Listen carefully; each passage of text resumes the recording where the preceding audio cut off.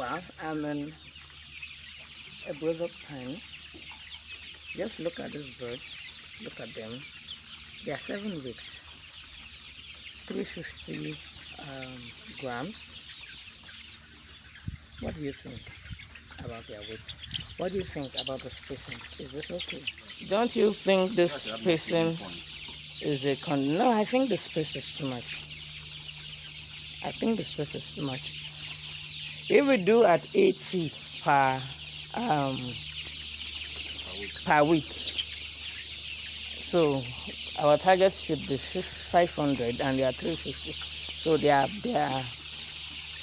behind. And one of the contributory factors could be the space, I think. I've always done it this way and always met my target weight. There is what we say, every day for the thief. One day for the owner. The fact that you've been doing it and you have been meeting that standard, it's very possible that you've been spending more of it. You are losing some weight. The FCR and co might not be what it should be. So the fact that you've been doing it doesn't mean. The uniformity, there are some that's. Eh? The uniformity and government. They are not uniform, Abi. If they are not uniform, I must select one. Tori o ma fa trouble. It will cause trouble later.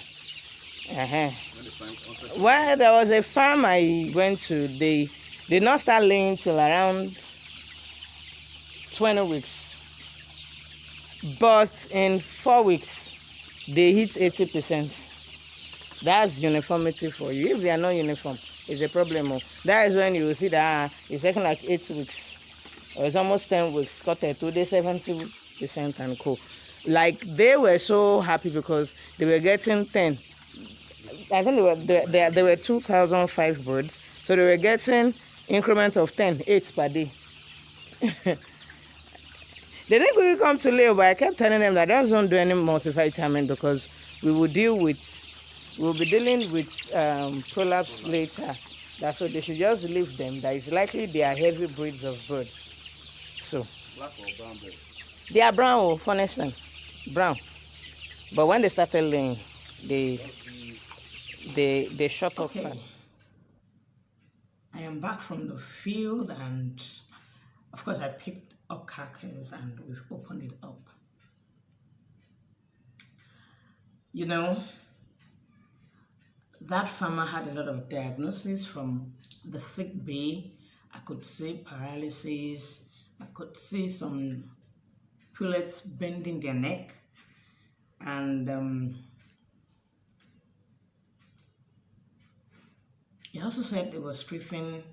In fact, they were on coccidiosis medication at the moment. So it had so much diagnosis. It was so sure, it was cocksure that they had Newcastle disease manifestations. Why did he think so? He said it was supposed to, from the vaccination schedule. I'll come back to explain what a vaccination schedule is. From the vaccination schedule, we were supposed to give Komarov last week, but it wasn't available. It was out of town, so he felt that was why they came down. So, on my PM table, I'm shooting this video the same day. You see, I'm still wearing the same cloth, just from my PM, without even taking it to the lab. Of course, when I streak, we will get opportunistic bacteria, and of course, we will get antibiotics to use. But from the PM table, I know his problem is on antibiotics because I was saying striking gumboro lesions, gumboro infections, bursa, disease, yeah. And with that, it's just coming. It's coming up. It's not yet. Even the lesions are not yet that prominent. It takes so much experience to pick it now. So it's not Newcastle disease. It's maybe it would have They might have seen cocci, of course, the immune system will be down, and of course, several things will be creeping and creeping in. But on the PM table, our tentative diagnosis is Gumboro. So we'll just tell the farmer what to do. So let's come back to that vaccination schedule I talked about. And let's now bring it back to brooding, rearing your birds right. There are several factors to look out for. Number one, the spacing. As far as we're concerned, all we need those birds to do for us is drink, eat, poop, and convert for us. Convert those food for us. And the FCR rate should not be too high. Well, in the description, I'm going to put the standard acceptable FCR rates. And now let's come to spacing. I know most farmers, because I happen to do interview for a couple of experienced farmers, and when I asked that, what is your spacing like, most of them just told me that when I look at it, they didn't have the figure that, okay, to so amount of birds, we need so amount of space, you know. So we could also use our eyes to gauge, but from the video, it's obvious that the space is so much. In the description again, I would put the standard. This thing, if you train yourself, you will know it. You will know it. You will know how to measure this thing. And the farmer was saying that since he started rearing, this is how he has been rearing. And I told him that it's a case of every day for the Diff, 1 day for the owner. Because at 7 or 6 weeks? Yes, at 7 weeks. Yeah, 7 weeks. We shouldn't be getting 350 grams. We shouldn't be getting that at all. It's too low. So definitely those birds are burning too much energy moving about. So we want to minimize the space so that our FCR rates will be very, very minimal. So we will spend less and achieve more. Then he also complained that the uniformity is very, very poor. And I advise that, okay, you should just segment them. Flush feed the ones that are very, very, very small. Now, what will happen if it doesn't fix that now? It will happen when they begin to lay. We will have an instance where we got first egg today, and in the next 1 week, 2 weeks, we keep seeing one egg, or better still, 2, increasing in very ridiculous amount. But when you have a uniform width, as in a uniform size, there will be a geometric progression where the birds can reach their peak in 4 weeks, 5 weeks. I'm not exaggerating, it's what I've seen. Maybe less, but I'm talking based on a recent experience and co. So before I end this video, let me just admonish you. Let's talk about this vaccine regimen or vaccine table I referred to. Let's talk about it. I've noticed with most farmers, when they get birds from hatcheries, they just follow the hatcheries program verbatim. I don't know why we're in a country where things don't work. Normally from the hatchery, they should have a system where they check what we call the titers, the maternal antibody titers in these chicks in batches, so that they can use it. Okay, maybe they can decide to use it for perhaps 3 weeks or 4 weeks, and in another, with that particular batch of parent stock, birds from that source should be screened again.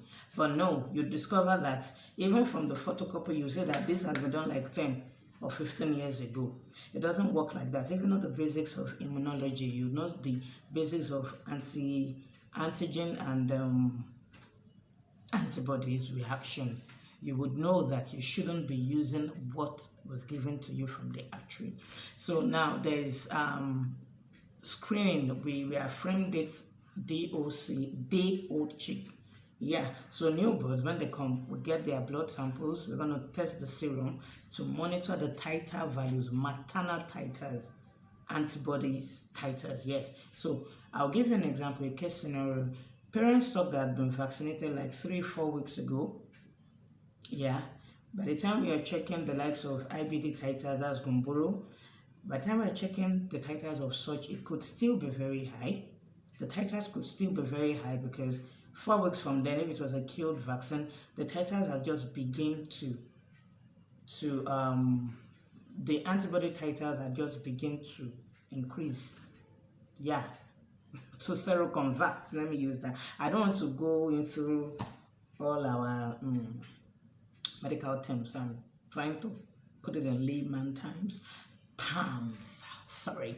So now, birds like that might have very high antibody titers. Now, when you pick a bird like that and you pick a vaccine schedule of like 10 years ago, it doesn't even have to be 10 years ago, a vaccine schedule done for a bird that had been vaccinated like 8 weeks ago or 12 weeks ago, definitely the titers, the maternal antibody titers would have reduced.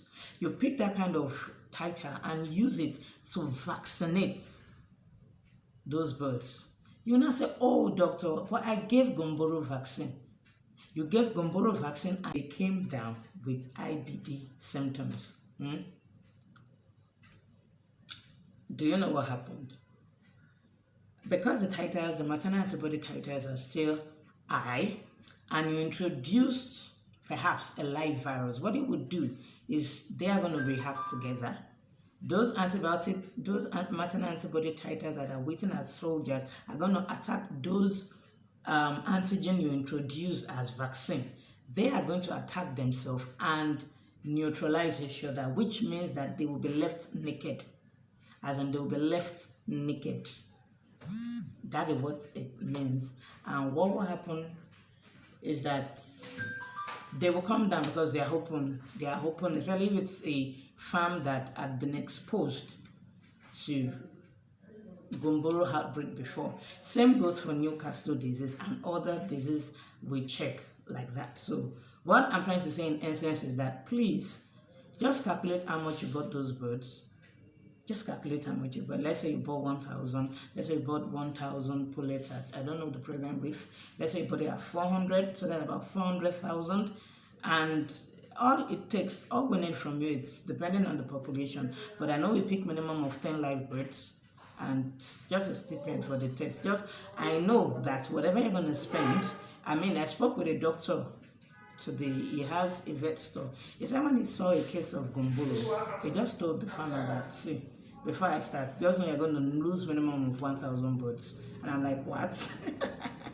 I said, why was he cocksure? He said, well, because they have known him now and he's going to intervene. So that is why I put it at minimum, though it could go higher. An experienced farmer should know the mortality rate of Gumboro. It might wipe the birds 50, 60, 70%. So imagine just with the calculation, what is 70% of 1,000? That's 700 birds. 700 birds times 400. Just imagine the money you're going to lose. Not just the money, the efforts, the potential value it will give you, and what else? The feed, everything you spent on it, the input. So the long and short of what I am trying to explain about this vaccine schedule is please, when you get your birds, look for a lab that know what they are doing and go and run what we call serum monitoring, or better still, we at Animal Care target day-old chick screening. So I think now we've spoken about spacing, we've spoken about weight. So every week you have to check your weight. Why do you have to check your weight? The weight of the birds is so you will know if you are going on the right track or you need to fix some things. Yeah, like if you see your weight is it's below, there's a standard. If you feel the weight is going below what it should be, then you know you need to flush feed some. Then if you think it's higher than what it should be, you know you need to cut down, you understand? So we won't have issues of excess fat, which might lead to prolapse. So I think, let me put a cap on it. I guess you understand what I'm trying to say. I am Dr. Margaret Ololabi, a veterinary diagnostician with Animal Care Consult Lab, Laboratory, Technical Laboratory, Lagos branch. We have branches all over, and in the description we're going to put the contacts of our doctors, so you could just contact anybody close to where you are, so that you can enjoy our premium services. Okay, thank you.